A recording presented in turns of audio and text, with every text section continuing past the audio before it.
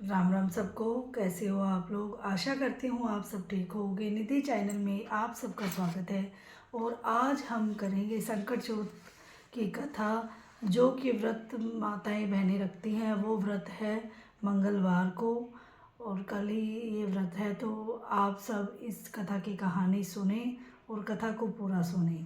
तो चलो हम माँ कृष्ण गणेश चतुर्थी व्रत कथा प्रारंभ करते हैं।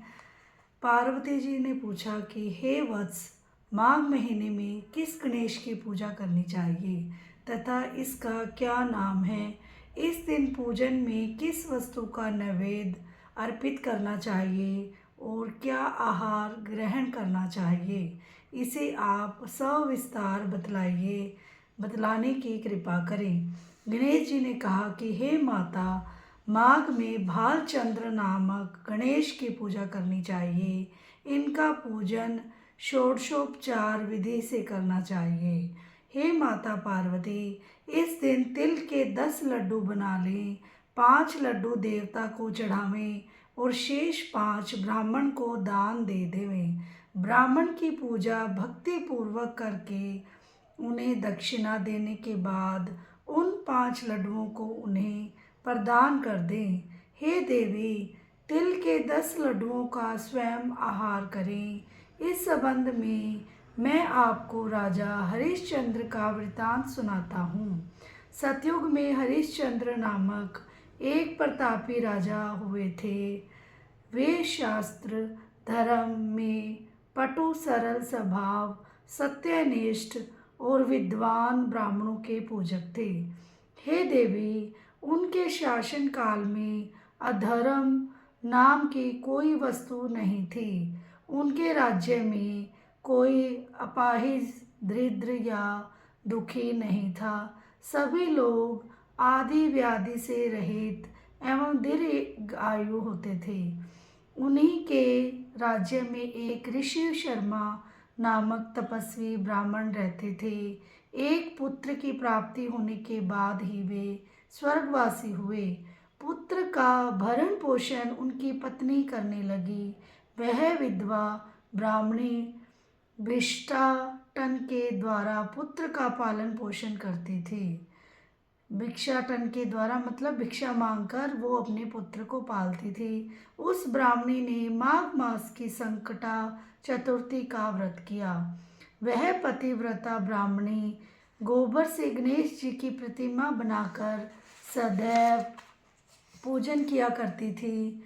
हे पार्वती, भिक्षाटन के द्वारा ही उसने पूर्वोक्त रीति से तिल के 10 लड्डू बनाए। इसी बीच उसका पुत्र गणेश जी की मूर्ति अपने गले में बांधकर स्वेच्छा से खेलने के लिए बाहर चला गया।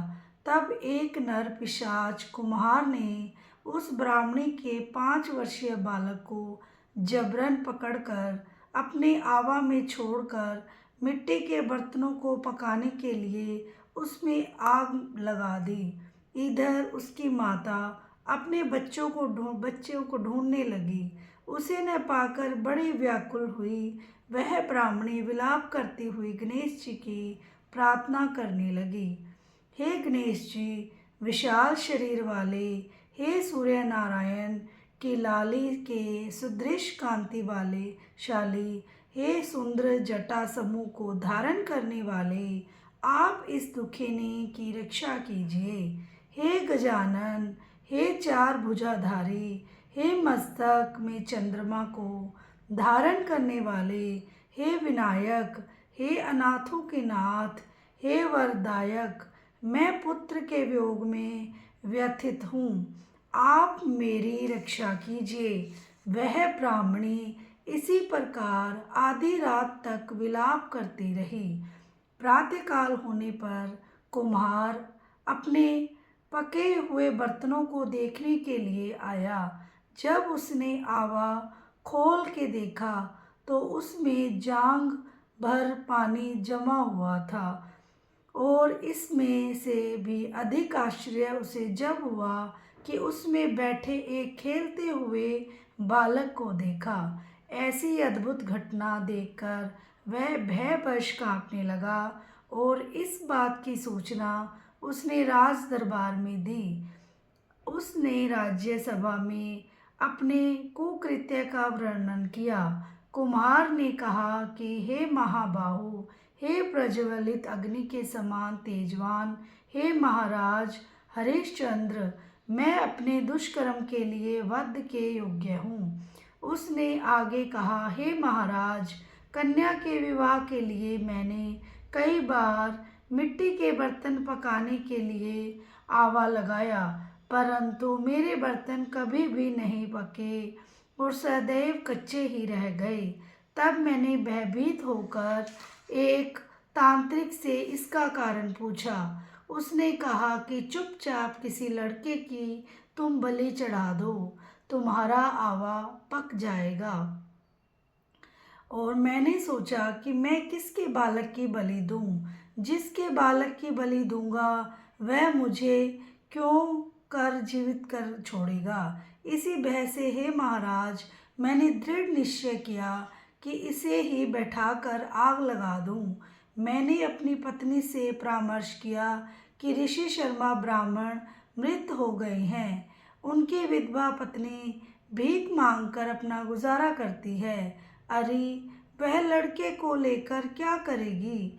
मैं यदि उसके पुत्र को बलि दे दूं तो मेरे बर्तन पक जाएंगे। मैं इस जघन्य कर्म को करके रात में निश्चित होकर सो गया। प्रातः जब मैंने आवा खोलकर देखा तो क्या देखता हूँ कि उस लड़के को मैं जिस स्थिति में बैठा गया था वह उसी तरह निर्भय भाव से बैठा है और उसमें जांघ भर पारी भरा हुआ है। इस भयवश दृश्य में से मैं कांप उठा और इसकी सूचना देने मैं आपके पास आया हूँ। कुम्हार की बात सुनकर राजा बहुत ही विस्मित हुए और उस लड़के को देखने के लिए आए। बालक को प्रसन्नतापूर्वक खेलते देखकर मंत्री से राजा ने कहा कि यह क्या बात है? यह किसका लड़का है? इस बात का पता लगाओ। इस आवे में जांघ भर जल कहाँ से आया? इसमें कमल के फूल कहाँ से खिल गए? इस दरिद्र कुम्हार के आवे में वह दुर्यमणि के समान हरी हरी धूप कहाँ से उग गई? बालक को न तो आग की जलन हुई और न ही उसे भूख प्यास ही है। वह आवे में भी वैसा ही खेल रहा है मानो अपने घर में खेल रहा हो। राजा इस तरह की बात कह ही रहे थे कि वह ब्राह्मणी वहाँ बिलखती हुई आ पहुँची। वह कुम्हार को कोसने लगी। जिस प्रकार गाय अपने बछड़े को देखकर रंभाती है, ठीक वही अवस्था उस बुढ़िया की थी। वह बुढ़िया बालक को गोद में लेकर प्यार करने लगी और कांपती हुई राजा के सामने बैठ गई। राजा हरिश्चंद्र ने पूछा कि हे ब्राह्मणी, इस बालक के न जलने का क्या कारण है? क्या तू कोई जादू जानती है अथवा तूने कोई धर्माचरण किया है जिसके कारण बच्चे को आँच तक न आई? राजा की बात सुनकर ब्राह्मणी ने कहा कि हे महाराज, मैं कोई जादू नहीं जानती और न ही कोई धर्माचरण, तपस्या, योग, दान आदि की प्रक्रिया ही जानती हूँ। हे राजन, मैं तो संकटनाशक गणेश चतुर्थी का व्रत करती हूँ। उसी व्रत के प्रभाव से ही मेरा पुत्र जीता जागता बच गया।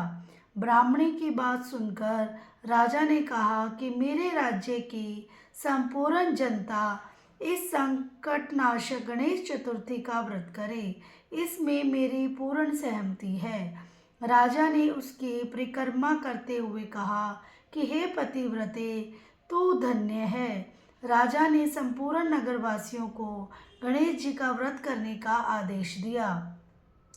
इस आश्चर्यजनक घटना के कारण सभी लोग उस दिन से प्रत्येक मास की गणेश चतुर्थी का व्रत करने लगे। इस व्रत के प्रभाव से ब्राह्मणी ने अपने पुत्र के जीवन को पुनः पाया था। इतना कहने के बाद श्री कृष्ण ने कहा कि हे युधिष्ठिर, आप भी सर्वोत्तम व्रत को कीजिए। इस व्रत के प्रभाव से आपकी सभी कामनाएं पूर्ण होगी। आप मित्रों, पुत्रों और पौत्रों को सुख देने वाले साम्राज्य को प्राप्त करेंगे। हे महाराज, जो लोग इस व्रत को करेंगे उन्हें पूर्ण सफलता मिलेगी।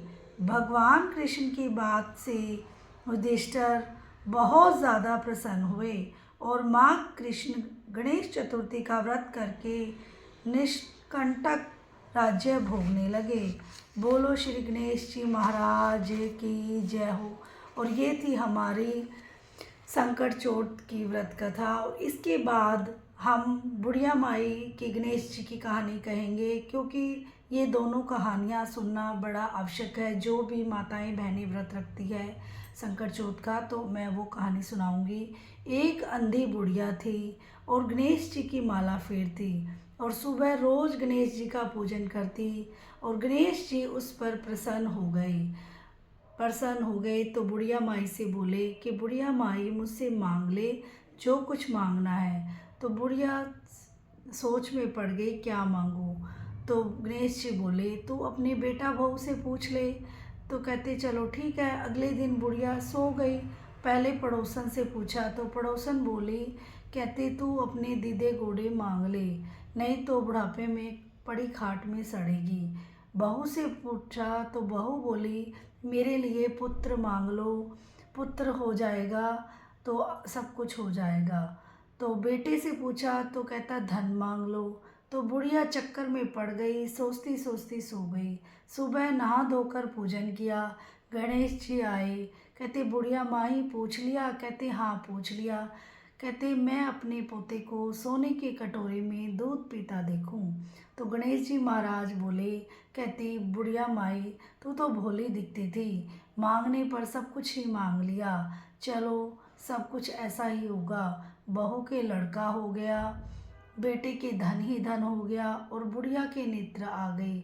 हे गणेश जी महाराज, जैसे बुढ़िया माई को दिया वैसे सबको देना। कहते कहानी सुनने वाले, हंकारा भरने वाले और कहानी कहने वाले को सब पर कृपा करना। बोलो गणपति महाराज की जय हो। आशा करती हूँ आपको मेरी कहानी पसंद आई होगी और वीडियो को लाइक, चैनल को सब्सक्राइब करना बिल्कुल ना भूलें जो भी चैनल पे नई हैं, और बेल आइकन को ज़रूर प्रेस करें ताकि मेरी वीडियो की नोटिफिकेशन आपके पास जल्दी जल्दी आ जाए। तो आप सबके लाइक सब्सक्राइब से बहुत ज़्यादा हिम्मत मिलती है, तो ज़रूर ज़रूर सपोर्ट कीजिएगा। मिलते हैं नेक्स्ट वीडियो में नेक्स्ट जानकारी के साथ। राधे राधे।